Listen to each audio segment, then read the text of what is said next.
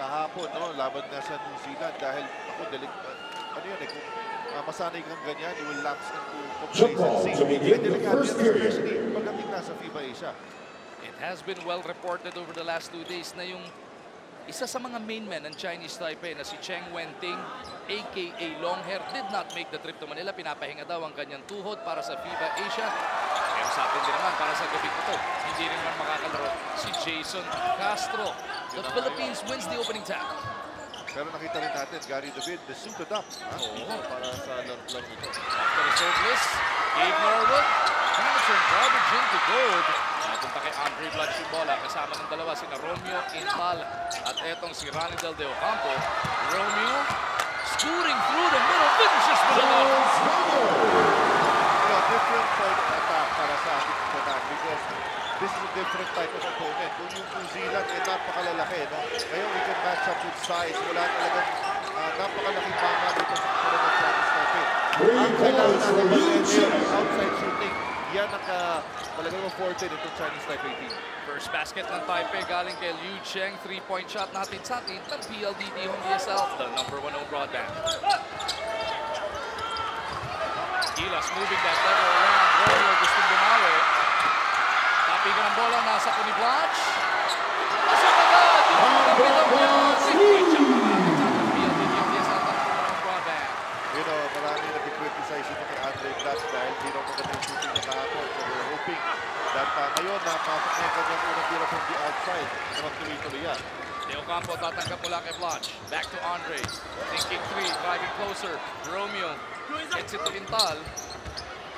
And now De Ocampo ang atake mula sa loob. Ilalabas lang. Andre Blanch has gone back to back. Ating pa rin sa ating PLDT yung DSL, the #1 broadband. Alam mo, ito lineup natin on the floor ngayon. Talagang swak na swak yan pagka sumusona ang kalaban because everybody can really shoot from the outside. Aside from the avant-garde, you can really penetrate the defense in the person of Terence Romeo. Sa isang panayam ni Coach Snap Baldwin ng Taipei tungkol sa lineup na to, Liu Cheng has scored the 5th point para sa Taipei. Sinabi bakit ito yung lineup niya? Dahil yung pinag-discussan nila ng coaching staff, Richard, kahit anong 5 na kombinasyon na pwede niyang gawin sa 12 na lalaro niya, definitely dead. Yeah, yes. Kasi, baga, lineup na yan eh. Ating Gilas Pilipinas. And of course, ang maganda nga lang dyan, pero kahit all-star yan, walang sapawan. Yan ang nangyayari sa kanila because of the bond and the chemistry na nabuo nila with the possibility ng sasanalihan nila. Ito, medyo solid na sila papasok na sa FIBA Asia. Turnover para sa Gilas. Already up to Gilas. Quincy Davis, the national highest player for Chinese Taipei with a jam. First time tonight, lamang ang Chinese Taipei, 9-8. Blanch already hitting 2 triples earlier on to Intal. Nakita si Romeo sa kanto, sa kanan. Romeo trying to hustle for it, pero naman siya ni Liu. And he looks to go coast to coast. Nilipat pa sa kaliwa. Hinabot lang. Well, sinunod itong Chinese Taipei ng laban natin kagabi, no? Ito yung mga foul on number 33, Ranidel De Ocampo. His first foul. First team foul for Gilas Pilipinas. By Gilas Pilipinas, and dire-diretso na sila sa kanilang fast break. Mga free throws neto ni Liu hatid sa atin ng smart. Live the smart life. 2 free throws for Liu Cheng. Liu Cheng, one of the designated gunners para dito sa Chinese Taipei. Misses on that first try. Isang magandang balita dito para sa Chinese Taipei fans, and we know there are a lot of you out here in Manila. Kahit dito sa venue, ang daming Taiwanese. Makakapaglaro po ulit yata. Ito si Wu Tai Hao. Kanina sinenyasan ko siya. Is your nose okay? Okay naman daw dahil yung opening day ng Friday. Paano mo sinenyas yun? Tinuro ko ilong ko. Okay. Tapos thumbs up. Sabi niya, thumbs up din. Sabi niya, maganda raw ilong ko. Oo. Pero sabi nga niya, okay na raw dahil yung opening day ng Friday, tinamaan niya. Yung import ng New Zealand na si Jamil Watkins. Natin nabasag pero mukhang okay naman. As Andre Blanch carves out some space, will learn for himself a triple line from 2 shots. So sabi natin yesterday, no, especially in the first half. Foul on number 49, Shen Xinxiang. His first foul. First team foul for Chinese Taipei. To really go for 2 offensive free throws rebounds. for Andre Aside from Blanch. the third, wala naman talaga iba makakapigil sa kanya. Free throw si Blatch at inside of the Smart. Live the smart life.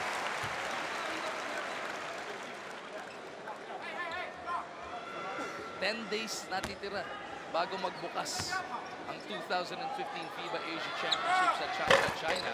Everybody hoping that Andre can cram himself into shape bago magsimula. Yun ang importante dyan. Kaya nga ito napakahalaga itong tournament na to. Tsaka yung pupunta po sila sa Cebu. Para sa final phase ng mga preparation. Puro roster yun. 8 sessions na lang nangyayari para sa Gilas Pilipinas. No more exhibition games as they get down to work. Romeo to Blatch. Hindi makakuha yung pangatlo niya pero Ranigel De Ocampo keeps it on that side of the floor. Romeo na libre!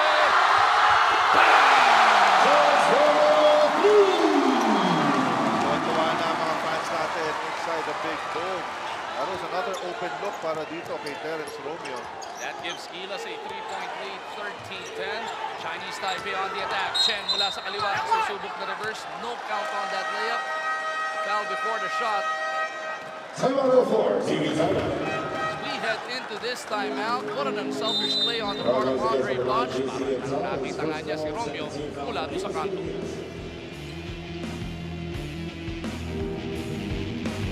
Three-point shooting natin kagabi, Richard. Only 3 3-pointers in the first half. 3-15 yun, no? Pagdating ng third quarter, wala. Bago. Nag-init si Terence Romeo, knocking down 4 of those long ones in the final frame. At tandaan mo, yung mga tres na sinitira natin in the second half, yun yung mga pressure threes dahil nga naghahabol ang ating kupunan. And it speaks well of the character of our team. Knock down big threes in the end game. At hindi lang unang beses nangyari yun. Ganun din ang ginawa nila sa Men's Cup. Chinese Taipei with possession. They go to Davis the third. De Ocampo para sa rebound.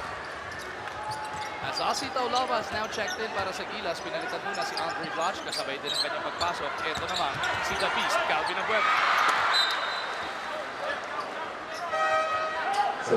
Asi and Abueva is with De Ocampo, Romeo, and Norwood. As etong number 14, si Tien, is coming on para dito sa Chinese Taipei for the first time tonight. Nagma-match up itong coach ng Chinese Taipei. Paglabas dito si Blatch, labas din si Chris Davis. Chai Wen-ting rather. Medyo kahawig si Peter Martin. Medyo lang ba? Ranigel misses. Asi keeps it on that side. Reset ng atake para sa Gilas Pilipinas pero shot clock natin. Nasa siyam na segundo na lang. Romeo nagpakawala. Asi once again. Easy na down to Abueva. Asi is there. He gets the basket. Because someone you know, you really like the aggressiveness being displayed by our Gilas Pilipinas team to start this game. Very aggressive, not only in attacking the defense but also crashing the boards. Tignan mo naman si Asi at saka si Calvin na nagkagawa dyan. And Asi getting that point on the putback plus a free throw coming up. Kagabi nga kasi, Chard, late third quarter na natin napansin yung aggressiveness na. That's correct. And you know, kaya rin napaka-importante nitong ganito tournament because it will simulate yung conditions of playing in FIBA Asia because you will be napaka-liit ng gap between games. So yung period of adjustment talagang napakaliit rin. Like types of teams na mga kalaban mo. For example, if you play a team like Iran, for example, one day, if you play a team like Kansas natin, Palestine, o kaya Hong Kong, magkaibang style of play yung dalawang yan. And you will have just one day to try and adjust. Abueva secures that board mula sa Mentis ni Liu. Abueva fouled by Chen off the spin. Foul on number 9, Chen Xin-Yen. His first foul, 13 foul for Chinese Taipei. 19 seconds on the shot clock. Good, honest defense pagdating sa international play. Hindi pwede medyo matindi. Ay, oo talaga kasi yung mga referees na ito talagang kanti lang tatawagan ka ng foul. 12 seconds to shoot. Si Taulava was blocked by Wu Tai Hao. Ayan na nga yung nagka-diferensya sa ilong ng Biyernes ako si Wu, number 41 guy. Now on the floor para dito sa Taiwan. Abueva to De Ocampo. Nice pocket pass to Romeo. Nakakita na si Asi. Gilas Pilipinas just whipping that leather around. And it's very beautiful to see. You know, when the ball is moved around like that, to get the better shot in your offense. Chen Xin-Yen. Nagpakawala ng long two. And Chen, the Chen Xin-Yen. lacking in shooters ito Chinese Taipei. Abueva, gusto mang Araro. Sakit ang laban, na-overcook lang yung Asion. Chen trying to chase it. Last touch, Abueva. Pero maganda dito, no? Kasi nga, hindi tinulungan ni Asi ko si Abueva. At ano naman, sorry naman si Asi. Ang tao dito. Mas mahirap yung paglibo-libong pares ng mata nakatingin sa'yo, no? Biglang may comedy nangyayari. Ayun, I'm sure mamaya pag-uusapan ni Kayan after this game. Kasi take a look at the second chance for sa mga ganda para sa Gilas Pilipinas. 11 for 18 points from second chance opportunities as Lu locates Chai. Chai pa rin, may tanga ng bola. He fades away. The Rock secures that rebound. Norwood, who was really hard on himself on Twitter last night after missing so many open shots, gets it over to the other side. Romeo jumps it out. Juanidel over to Abueva.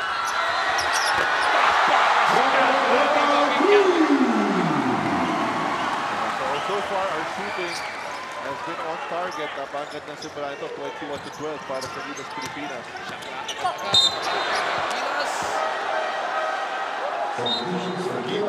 As a turnover is committed there, Yu ran out of space on that baseline.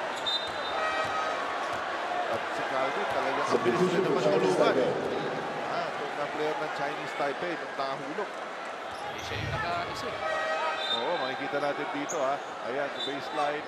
Hindi kay Asi. Tama sa tuod ni Asi. Tumalbog kay Asi. Darap na yun eh. Bato na yung binangga mo. Ano mangyayari sa'yo? Oo. At buti na lang, nagre-reklamo dapat pero pinabayaran ng ni Calvin yung view niya ng referee. Tinulak yata ni Calvin kung kaya ng bagya. Kaya tumalbog kay Taulaga. Tawanan din sila dito pare-pareho. As action will continue. Dating mo ng gusto. Abueva to Blanche. Mas mabilis yung rotation ng tao dito ha, ni Gustav. Oh! Matthew Ramos for that one. Naging isa na ang abante ng Gilas Pilipinas. Time out on the floor. TV timeout. Timeout with less than 3 minutes remaining in this opening quarter. Canuelas inilagay na lang sa rinyo. Substitution for Gilas Pilipinas. Ladies and gentlemen, this game is brought to us by Master Facial Scrub. And that, so is not enough. Use Master Facial Scrub. Andiyan po tayo sa Group B, Philippines, Palestine, Kuwait, and Hong Kong. Kung lulusot tayo into the second round, ang makakalaban natin yung magiging top 3 naman ang Iran, Japan, Malaysia, at India. Yun na nga, magiging Group E yun, no? Yung dalawang dito, A at B, pag nag-combine yan, magiging Group E. At magiging single round robin yung doon lang sa mga hindi natin nakalaban. So 3 more games in that second round. Kung lulusot ang Gilas Pilipinas, and then 12 seconds on the shot clock. 12 seconds to fighting shoot. for position tayo doon. We want to be either E1 or E2 para yung makakalaban natin sa F, which will be comprised of Group C and Group D, and either F3 or F4. Yun, ganda rin. At ang maganda dyan, pag nakaharap natin ang Iran in the second round, hindi pa sa knockout stage. Pagdating ng quarterfinals, dun pa lamang magiging knockout stage. Pero kung makalunin naman natin ang Iran in that second round, maiiwasan natin malamang sa malamang yung China pagdating sa semifinals. First things first though, we got this ball game at hand and then starting September 23. We want to go 3-0 para mag-qualify tayo sa top seed for our group. We cannot take other teams for granted. Kahit nasabihin mo yung Hong Kong, aba, dito ginawa yung laro ha, talagang lumaban ng gusto yung Hong Kong. Hirapan Game tayo. this year, oo. And then yung Palestine, although first time nila sa FIBA Asia Championships, aba, alam naman natin yung kalibat ng mga laro nila. Si Mark Ryan, naging import na ng Global Court Battlefield. Alam mo naman yung dinalaman dito. Bakit ito? Magandang sa atin ang Palestine. Ayan, and you know, yung for error, napakaliit pagdating sa FIBA Asia. Chai, fouled by Gary David. Si El Granada, ipinasok na dito. Makakasama sina Pingris, Abueva, Rosser, and Hodge. We say happy birthday sa ating mga kapatid dito sa Sports Prime. Ang ating advisor na si Mal Gairlan, Maurice for short. At syempre si Direk Julius Melo. Happy birthday. Saan tayo?